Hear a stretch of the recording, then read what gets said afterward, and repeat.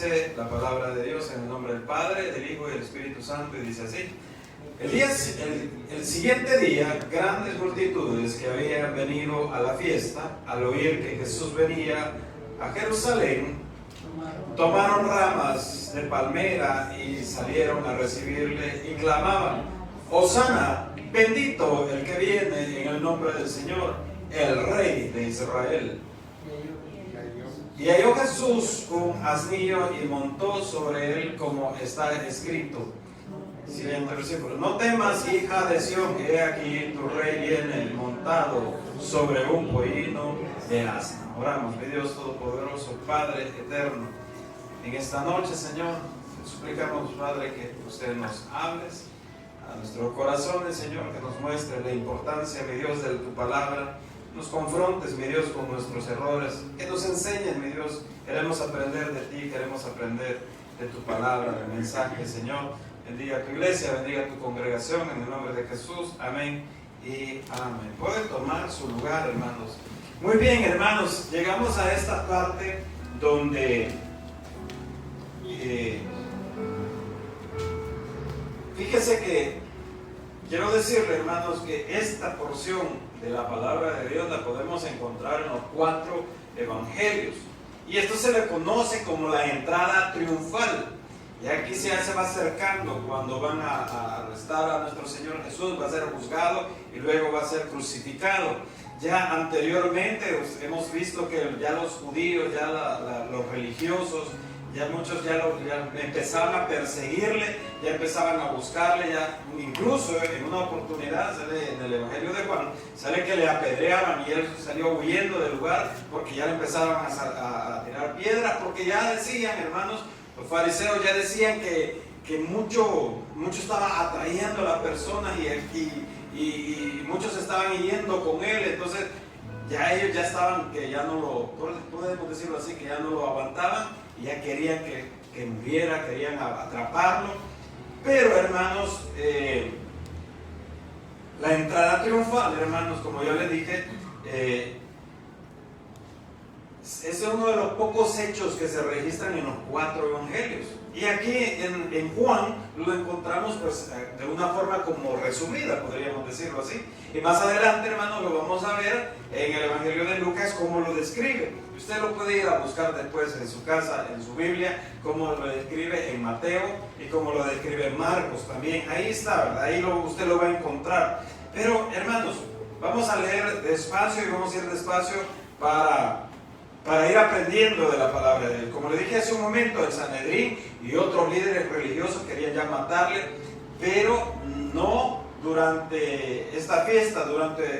Había una celebración, había una fiesta, que también ya vamos a ver de qué fiesta se trataba, lo que estaba en ese momento. Entonces ellos se detuvieron un momento y dijeron: no, no es el momento oportuno para atraparle, porque hay mucho escándalo, hay mucha fiesta, hay un relajo, se nos va a venir el pueblo encima. Entonces ellos esperaban y entonces solo se quedaron como observando nada más. Entonces, hermanos, miren lo que dice el versículo 12. Dice: el siguiente día, grandes multitudes que habían venido a la fiesta al oír que Jesús venía a Jerusalén. Grandes multitudes. ¿Por qué había grandes multitudes? Pero antes, hermanos, de llegar a eso, quiero decirle que este evento, que se le conoce como la entrada triunfal de nuestro Señor Jesucristo, fue el cumplimiento de una profecía. Por eso aquí podemos ver, hermanos, que la Biblia muchas veces a nosotros nos dicen o nos cuestionan y dicen: no, la Biblia se contradice, la Biblia está equivocada, la Biblia está errada. Y es falso, hermano. La Biblia se complementa. Y podemos ver que profecías que hicieron años, muchos años, 500 años, 600, 700 años antes, miles de años antes, se están cumpliendo. Algunas ya se cumplieron, otras se están cumpliendo y otras están por cumplirse todavía. Hay muchas profecías que todavía no se han cumplido. Hace como un mes aproximadamente, hace un mes, sí, en el mes de septiembre, estaba viendo yo en las redes sociales, hermanos, que yo también veo redes sociales, igual que usted, hermano, no crea que solo usted ve TikTok y todas las redes que tiene, hermano. Y estaba viendo que salió un personaje dando una profecía. ¿Cuál fue la profecía que estaba dando? Es que iba a caer un terremoto sobre, creo que no sé si era Nicaragua o Costa Rica, Nicaragua creo que era, que iba a llegar un terremoto terrible que iba a causar diferentes daños y todo, y daba fecha, hermanos, cuando iba a cumplirse la profecía de ese terremoto. Se llegó la fecha y no hubo terremoto. ¿Qué podemos concluir nosotros con esta persona que dijo que iba a haber un terremoto, hermanos? ¿Que es un falso profeta? Porque la palabra de Dios dice, hermanos, que el profeta de Dios, el que hace una profecía, se tiene que cumplir el 100% de las profecías. De alguien que se dice llamar profeta, se tiene que cumplir 100%. Si falla en algún porcentaje de la profecía, no es profeta de Dios. Y la profecía está en la palabra, en la Biblia. Ya está dicho. Hay casualidades. Miren, fíjese. También dicen por ahí, ¿verdad? Y usted lo sabrá, lo habrá escuchado, lo habrá leído. Algunos sí, otros no. Pero hoy le voy a contar. Ahí sí los tengo bien entretenidos, ¿verdad, hermanos? ¿Ha escuchado usted esta serie de caricatura o de personajes así? Bueno, caricatura, que se llaman Los Simpson. Los Simpson, hermanos, siempre dicen, ¿verdad?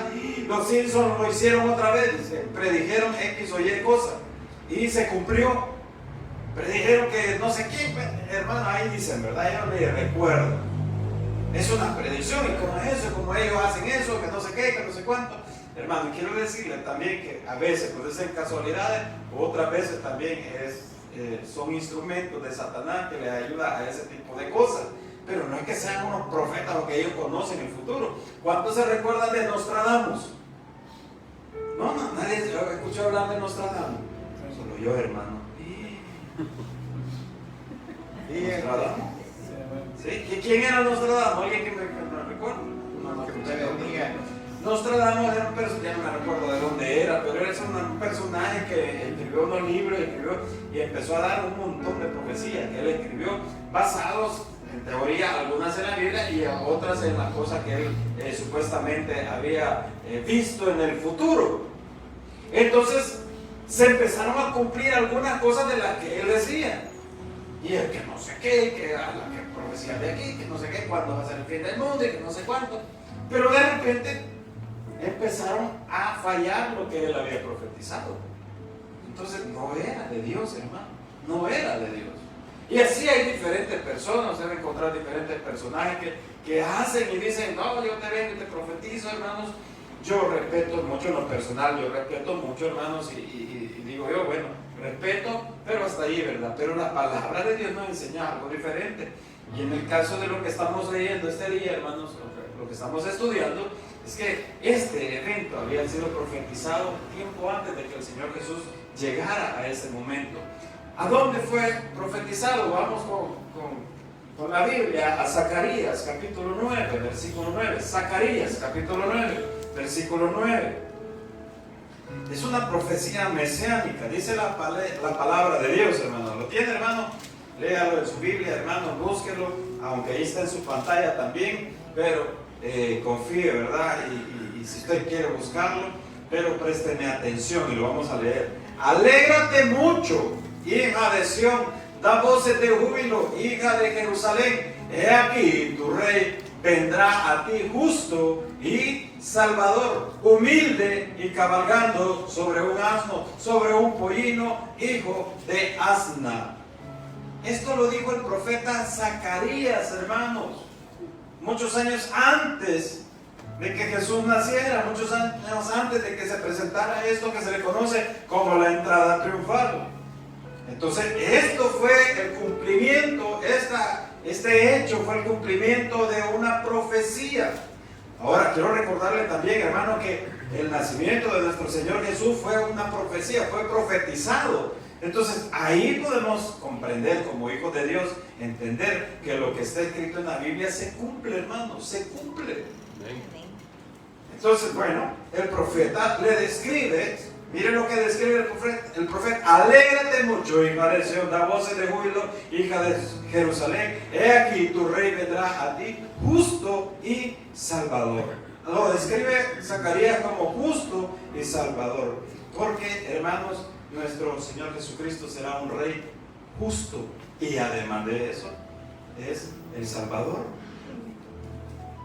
Pero el pueblo de Israel, lo que gritaban en ese momento: Hosana, Hosana al hijo de David, Hosana, Hosana, y que se alegraron, porque se alegraron, como dice la palabra de Dios: alégrate mucho, hijo de Sión, hija de Sión. Se alegraron cuando lo vieron, pero ellos se alegraban porque pensaban que venía a salvarlos de ese momento, de ese tiempo que estaban gobernados por los romanos. Entonces ellos creían y pensaban que él venía a cambiar todo y que él ya iba a ser el presidente o él iba a ser el rey, y en ese momento iban a salir de todas esas tristezas, de todas esas penas. Pero no era así. Por eso es que se alegraban.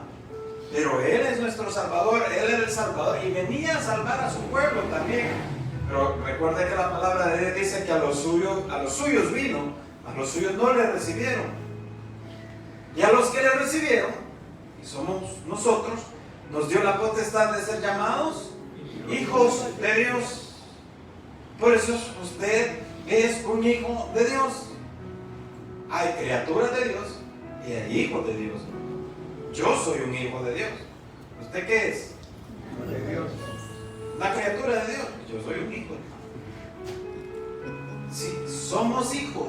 Si usted le recibió, si no me cree, vamos a Juan, y eso ya lo vimos, hermano. Vamos a Juan capítulo 1 para recordárselo y que lo refresque y usted tenga la seguridad, hermano, que somos hijos de Dios. Capítulo 1 del Evangelio de Juan. Capítulo 1, versículo, ya le digo, versículo 10. Dice la palabra de Dios, vamos a leer varios. En el mundo estaba y el mundo por él fue hecho, pero el mundo no le conoció. Oiga bien, a lo suyo vino. ¿Qué era lo suyo? Venir y salvar. Y los suyos, su pueblo, no le recibieron. Mas a todos los que le recibieron, a los que creen en su nombre, les dio potestad de ser hechos hijos de Dios. Hijos de Dios. Lo vamos a leer nuevamente, hermano. Y mire, si puede usted grabárselo en su corazón, escribirlo así en su corazón. Este versículo dice: más a todos los que le recibieron, a los que creen.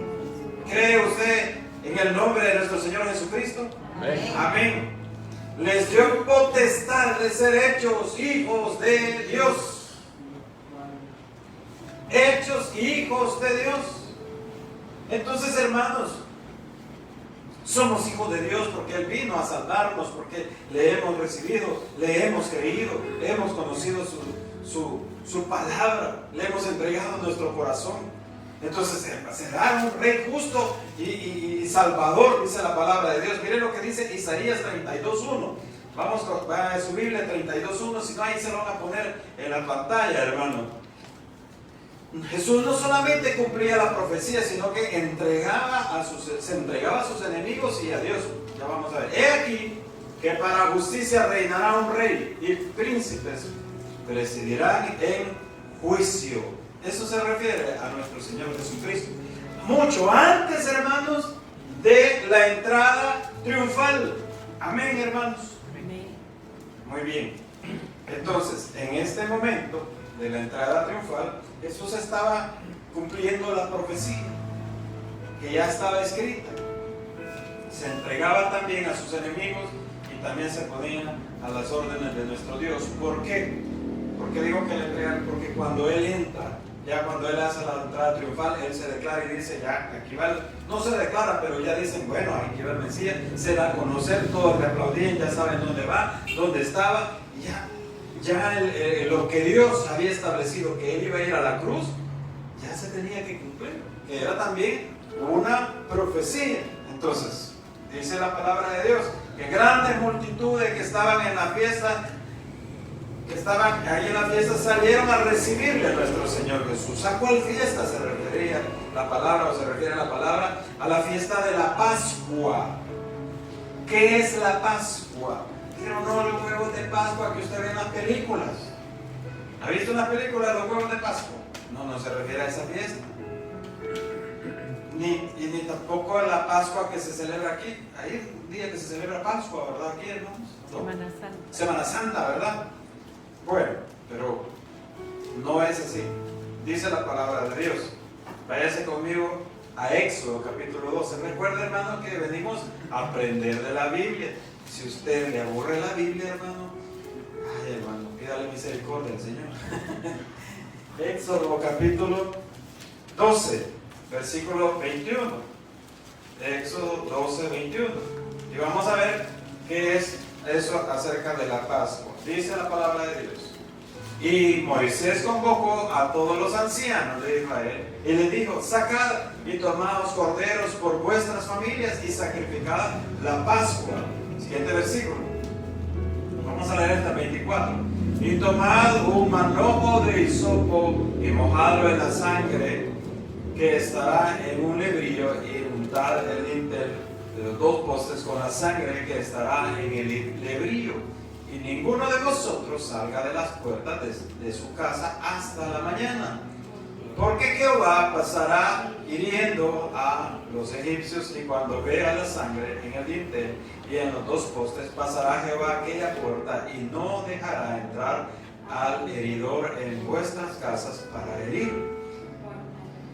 24. Guardaréis esto, oiga, por estatuto para vosotros y para vuestros hijos. ¿Para cuándo? Para siempre. Ahí fue el primer día que se celebró la Pascua.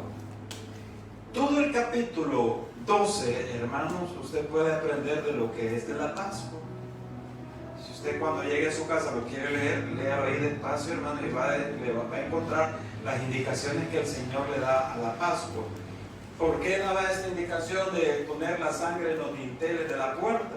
Se iba a comer también pan sin levadura. Porque recuerdo, hermano, que el pueblo de Israel estaba cautivo con los egipcios, eran esclavos, habían pasado en esclavitud durante 400 a 450 años de esclavitud. Entonces el Señor oye su clamor, escucha sus oraciones y manda a Moisés para que ayude, hable con el faraón y libere al pueblo, ¿verdad? Pero faraón, dice la palabra de Dios, que endureció su corazón, y Dios le endureció más el corazón, y entonces no quería, y era una lucha entre Dios y faraón, ¿verdad? Obviamente iba a ganar Dios. Entonces viene y manda las plagas de Egipto. ¿Cuántas plagas, hermanos? 10 plagas de Egipto. Entonces fíjense que también otro detalle, hermanos, es que cada una de las plagas, oigan bien esto, cada una de las plagas que Dios mandó representaba un dios egipcio, un dios falso egipcio.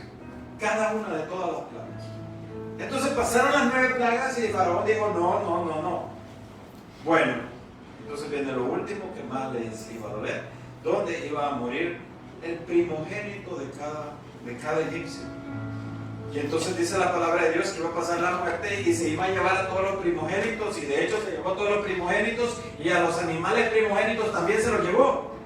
Pero había que proteger al pueblo de Israel, había que proteger al pueblo de Dios, y entonces Dios le da esta indicación que acabamos de leer, que iban a buscar un cordero sin mancha, y él les da las características, hermano, del cordero, como iba a ser sin mancha alguna, ninguna mancha tenía que tener, ningún defecto, y entonces iba a ser sacrificado, y la sangre del cordero, iban a tomar un hisopo. Los hisopos de esa época, hermano, no es el hisopo que usted conoce, que son chiquititos, así para limpiarse los oídos, que en vez de limpiarse los oídos, más se mete la cera a usted, que no son. No, entonces esos hisopos eran grandes, hermanos. Eran grandes, que llevaban en la punta, podría ser que llevaban como trapos, así, ¿verdad? Entonces vinieron y lo mojaron. Los dinteles de la puerta, era la parte de arriba de la puerta, y mojaron de sangre, y, ¿verdad? Pusieron una marca ahí, ¿verdad? De sangre, porque esa noche iba a pasar el ángel, ¿verdad? Ahí iba a pasar la muerte, y ahí iba a morir todos los primogénitos. Y todo donde no había esa marca de la sangre, no había esa cobertura de la sangre, iba a llegar la muerte.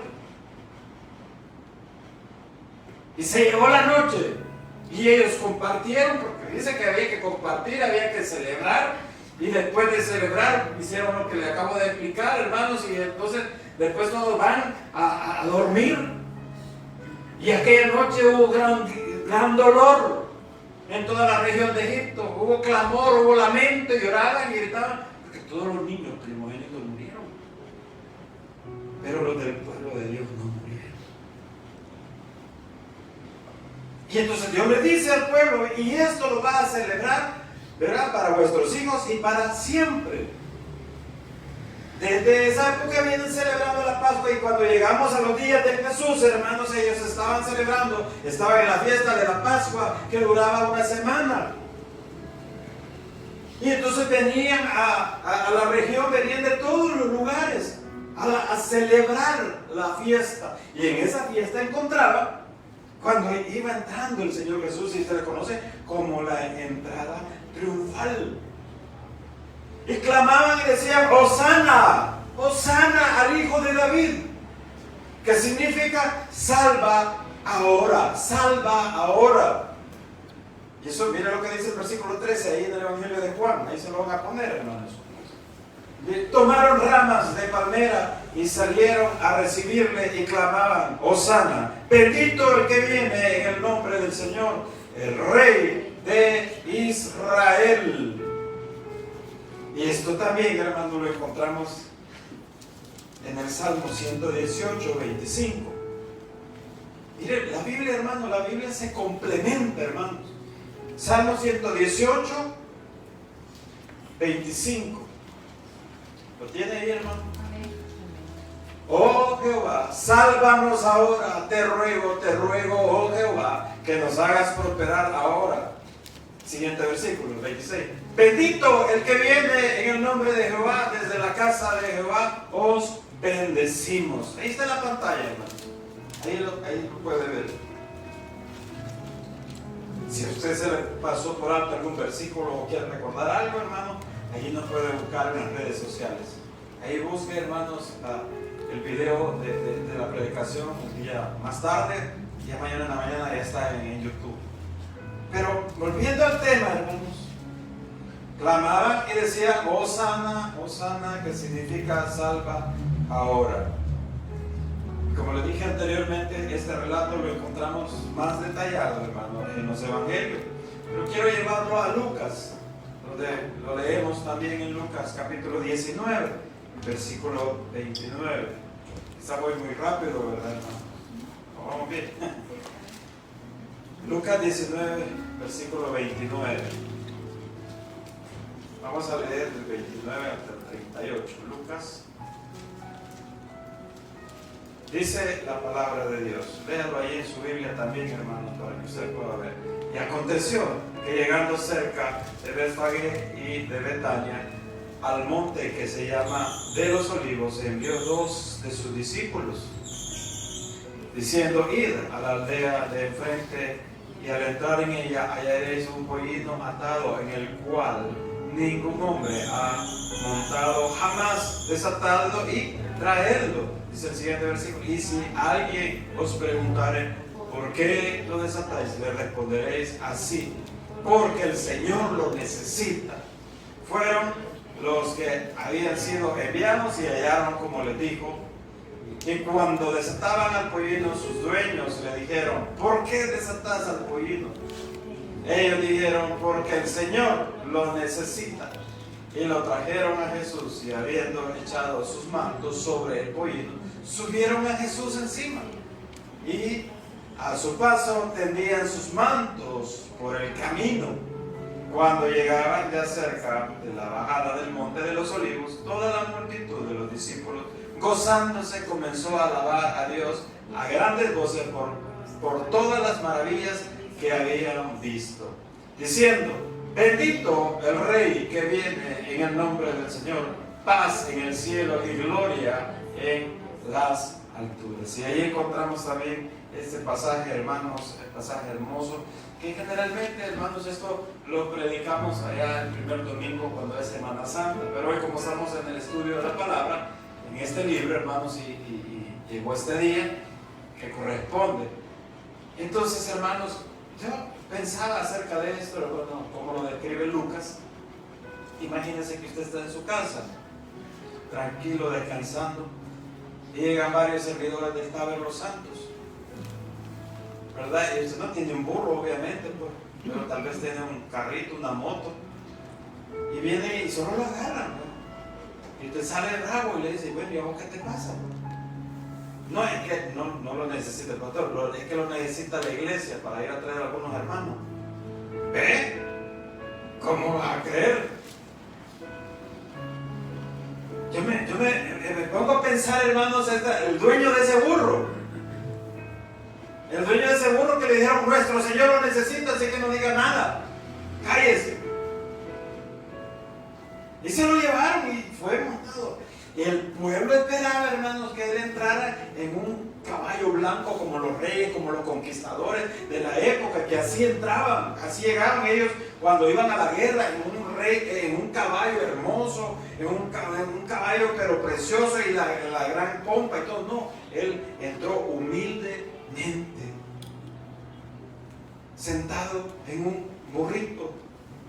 Así entró nuestro Señor. Ahora bien, quiero decirle, hermano, que la próxima vez que nuestro Señor Jesús venga, no va a venir y no va a entrar así. No va a entrar en un burrito ahí humildemente. Entonces sí va a venir con poder, con autoridad. Cuando venga y pise nuevamente la tierra. ¿Cuándo va a ser eso, hermano? Después de la gran tribulación. Esperamos que como iglesia no estemos en este lugar cuando sea la gran tribulación, sino que vengamos con Él como iglesia. Entonces, hermano, mire la importancia de la palabra de Dios, de todos estos hechos que hemos leído, de lo bonito que es conocer un poco de nuestro Señor, hermano. Mire, para ir terminando, nuestra Pascua, hermanos. Bueno, antes se me iba por alto, hermanos. Recuerda que le dije de la sangre y todo el sacrificio que hacía. Hoy en día, usted ve que ya no hay sacrificios. Ya no se hacen sacrificios. En esa época, en el Antiguo Testamento, usted ve que ya habían sacrificios para el perdón del pecado, pero era para cubrir el pecado, para poner una cobertura en el pecado y que no lo viera el Señor. Y eso lo hacían en el Antiguo Testamento, pero hoy en día ya no se hace. O sea, si usted encuentra algún loco que le dice, vamos a sacrificar en el altar, no sé qué, no, hermano, ¿sabe por qué? Porque el sacrificio ya lo llevó Cristo Jesús. Él es el Cordero inmolado, Él es el Cordero perfecto, Él es el Cordero que no cometió ningún pecado, que era perfecto, es perfecto.